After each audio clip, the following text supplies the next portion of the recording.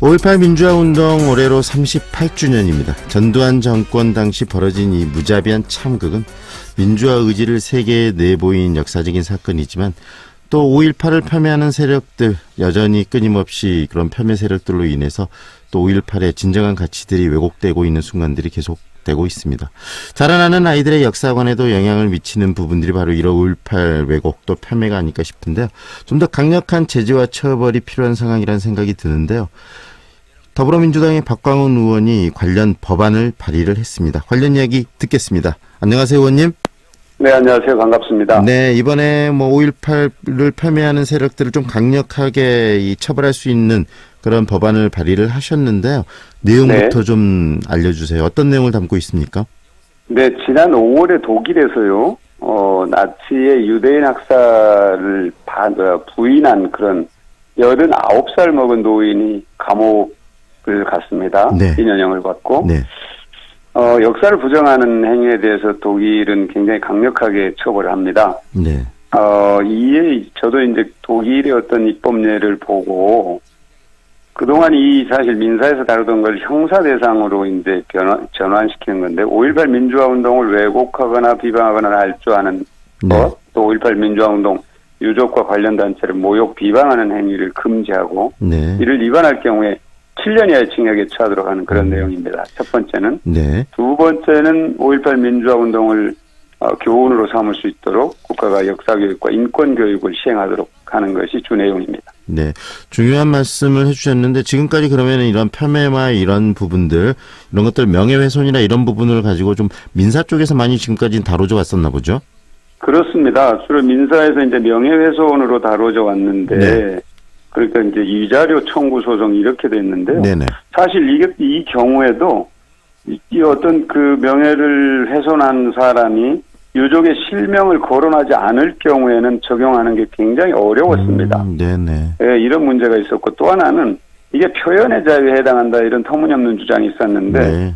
사실 이건 표현의 자유라고 볼 수가 없는 거죠. 공공의 질서를 훼손하는 것이고 예를 들면 5.18 민주화 운동의 해석상의 차이 예를 들면 네. 자 현대사에서 가장 중요한 민주화 운동이다. 5.18 민주화 운동이. 네. 근데 어떤 다른 사람이 아니 그게 아니고 4.19가 더 중요하다. 네. 이거는 해석의 논란이 있을 수 있는 거 그건 얼마든지 토론이 가능한 부분이거든요. 그렇죠. 네네. 근데 역사적 사실 자체를 왜곡하는 행위 이것이 굉장히 광범위하게 퍼져 있기 때문에 이 부분에 대해서는 형사사건으로 강력하게 처벌하자는 게 제 주장입니다.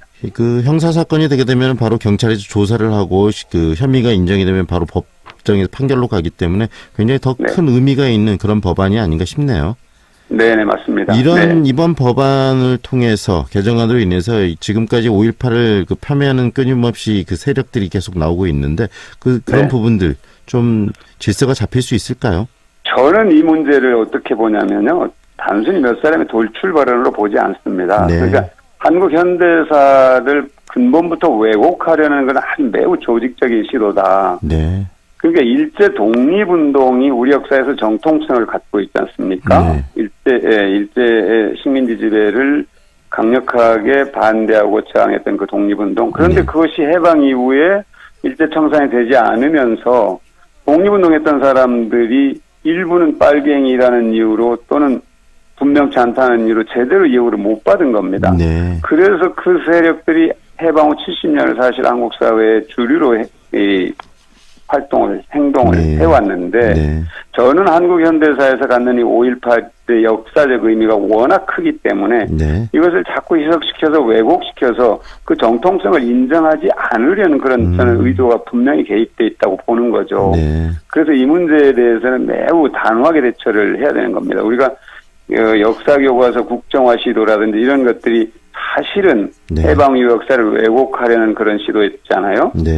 그것과 저는 같은 반열에 있는 얘기다 이렇게 보는 겁니다. 다시 말하면 국가의 정통성을 바로 세우는 일이 바로 이런 법안의 발의에서부터 시작되는 것이다. 그리고 5.18을 폄훼하고 왜곡하는 세력들에 대해서 정당하게 처벌을 하는 것이 바로 국가의 정통성을 바로 세우는 것이라는 맞습니다. 차원에서 이번 법안을 개정하신다는 말씀 아니겠습니까? 맞습니다. 그러니까 그분들이 이제 5.18 민주화 운동의 희생자들이나 유가족이 사실은 대한민국의 민주주의를 지킨 정말로 소중한 우리의 애국 또는 민주화 운동의 지사들인데 이것을 공공의 적으로 조작하고 왜곡하는 겁니다. 예를 들면 북한에서 넘어온 그런 불순한 사람들에서 이루어진 것이다라든지 네. 또 하나는 뭐 5.18 유족들이 공무원 시험 국가고시나 임용고시 싹쓸이를 한다랄지 이런 가짜 뉴스들 가산점을 받아가지고 싹쓸이를 한다 이런 걸 만들어가지고 이 국민들로부터 경원에 대해서 그 심지어는 적으로 이렇게 규정하게 하는 거단 말이죠. 네. 이건 매우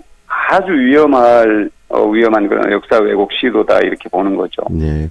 그래서 그런 부분들을 이번에 정확하게 바로잡기 위해서 이런 개정안을 내셨다는 말씀이신데요. 이런 역사 왜곡들, 그다음에 가짜 뉴스들이 가져오는 우리 사회의 어떤 갈등 구조도 굉장히 심각한 거 아니겠습니까? 그렇습니다. 그러니까 이 갈등이 저는 우리 사회의 어떤 진정한 통합을 근본적으로 막는 것이고, 네. 우리 사회에서 정통성을 갖지 못한 사람들이 정통성을 갖는 다수의 사람들을 향해서 적대적 공격을 하는 것이거든요. 네네. 이것은 저는 그러니까 용납해서는 안 되는 것이고, 북한군 개입설 같은 경우도 보면 최근 이제 해제된 비밀문서를 보면 네. 전두환 당시 보안사령관이죠. 이제 국보위 비상대책위원장인데 네네. 전두환 씨가 맨 처음 얘기했다는 겁니다.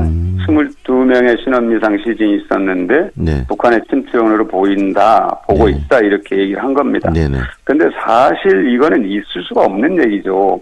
만일 600명이 북한군이 내려와서 광주를 휘젓고 대한민국을 휘젓고 갔다면 당시 계엄사의 모든 군인들은 전부 참수를 당해야 될 겁니다. 네. 그리고 그렇지 않겠습니까? 그렇죠. 그리고 그 사실 자체가 바로 그 지만원 씨나 이런 사람들이 계속적으로 이렇게 왜곡을 폄훼를 해왔던 사실인데 재판 과정에서도 그것이 잘못된 왜곡된 사실임이 다 밝혀졌던 거 아니겠습니까? 그렇습니다. 그러니까 이제 바로 이달 17일에서 이제 17일 광주고법 이게 민사입니다. 민사. 네네.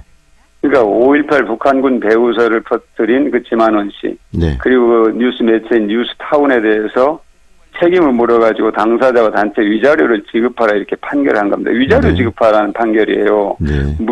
명백하게 잘못했는데도 불구하고 형사상의 어떤 책임을 묻기보다는 민사상의 책임을 묻는 그친 거니까 이건 사실 제대로 지금 이 대처하고 있지 못하다 이렇게 보는 거죠.